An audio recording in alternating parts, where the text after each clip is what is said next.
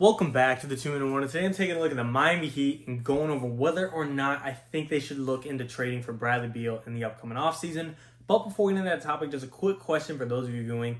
Comment down below, do you think the Miami Heat will land a big free agent this year? I know it's kind of a broad question, and I don't mean, adding just a small role player like re-signing Iguodala. Do you think they're going to get a big ticket name that could take this franchise to the next level and become an NBA Finals team again? Comment down below yes or no.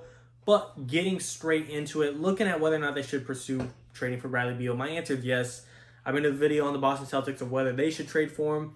To me, if you're one piece away and you're a team that you think with one more piece could make an NBA Finals run, there's no reason you shouldn't consider it. However, the Heat, they're going to be in a sticky situation as far as options. They could pursue signing Kawhi Leonard. They could pursue trading for Damian Lillard. They could pursue trading for Bradley Beal. Which of the three options do they go to? I don't want to say they won't land any of the three, but I feel like the Heat are so persistent on landing a big three or getting an extra big player on this team. It'd be hard to trade for Dame and keep Bam in a while, but, just land an extra big guy on this team to take them to the next level.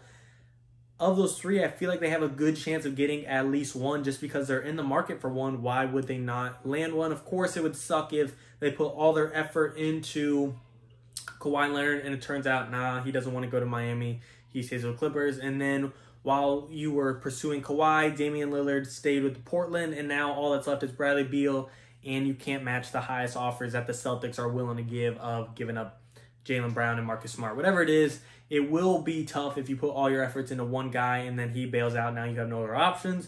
But not being the negative Nancy, not worrying about that. Should they look at Bradley Beal specifically? I do think so. Bradley Beal is one of the best guys in the NBA when it comes to pure scores and getting some numbers on the board. As we know, he was close to having the most points in the season. I think he lost to Steph Curry. It was very close.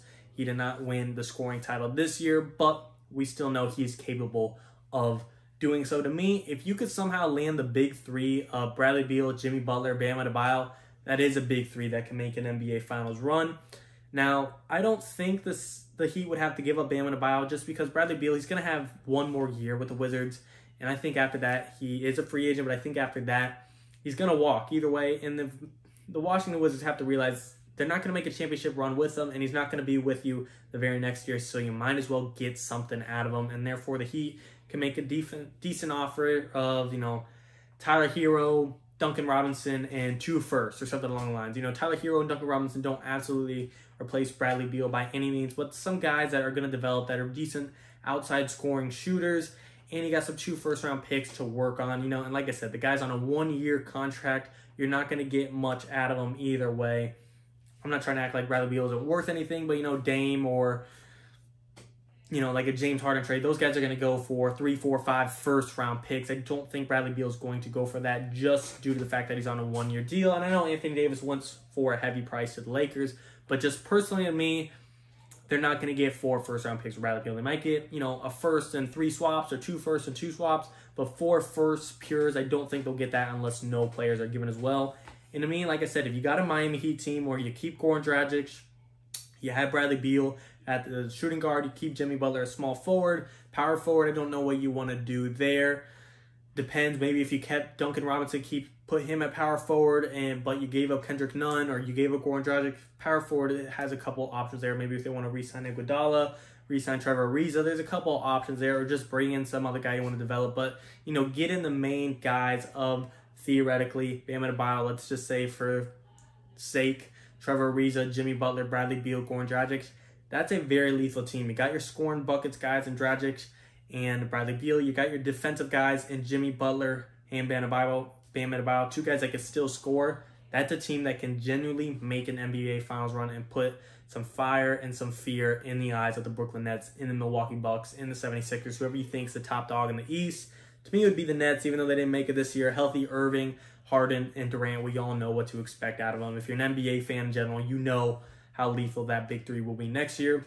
Bucks, there's still nothing to, blow off or brush off by any means. Drew Holiday, Chris Middleton, Giannis are a big three in the making. 76ers, if they pull off the Dame trade, Dame and Embiid versus Butler, Beal, Bam Adebayo versus Kyrie, Harden, and Durant versus Holiday, Middleton, and Giannis, you got some fun competition in the East finally, and you could make the argument the two conferences are finally balanced. But to me, at the bare minimum, the Heat gotta make a call. I don't know what I would offer exactly. To me, Tyler Hero is 100% available.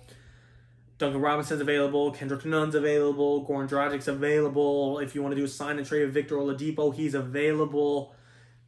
I'm up for anything if I'm the Heat, as long as I'm not parting away from Butler or Bam. If I could keep those two and form a big three with Butler, Bam, and Beal, we're talking money. We're talking NBA Finals. We're talking a serious run right now. And I think the Heat should definitely go for it again. I'm not saying the Dutch just ditch Kawhi or just ditch Damian Lillard, because it puts them in a sticky situation. Of these three big names, who do they go for? You know, Kawhi, he'd probably be the hardest to get, but you don't have to give up any capital for him. You're just signing him, and you're going to spend the money anyways. Dame, he'd be the best of the three, arguably, but you'd have to give up the most for him. Beal would be the middle ground guy. There's options to all three. It will be tough, but to me, I'm at least making a phone call for Bradley Beal and say, can we get away with Tyler Hero, Kendrick Nunn, excuse me, and, you know, 2 pick swaps or something cheap like that? I don't care what Kawhi's doing. I don't care what Dame's doing. That is too cheap to pass up. I'm making that phone call and deal, even if it's before the draft, even if it's at the trade line, whenever it is, whenever it works best.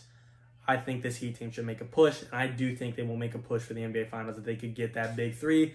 Not saying they'll cakewalk there. I already went through the other big threes that are going to be the East to deal with, but I do think they'll be able to go toe-to-toe with any team, and I do think they can make it back to the NBA Finals just like they were 1 year ago. But I do want to hear from you guys. Do you agree or do you disagree with my take that they should 100% pursue Bradley Beal this year? I think they should. I don't see a reason they shouldn't, unless they truly believe they could get Kawhi or Dame. That would be the only exception. And referring back to the question of the day, do you think they'll land a big-ticket guy this year? I just think between Kawhi, Dame, and Bradley Beal, how, I don't want to say desperate the Heat are for a big-ticket name, but how willingly and how forwardly they are trying to get a big-ticket guy, they will land someone. And I'm not saying re-signing Iguodala is a big name by any means. I'm saying they go out there and trade or sign one of the best players in the NBA. I think they will pull it off, but you guys tell me, will they? And if so, who? I want to hear from you.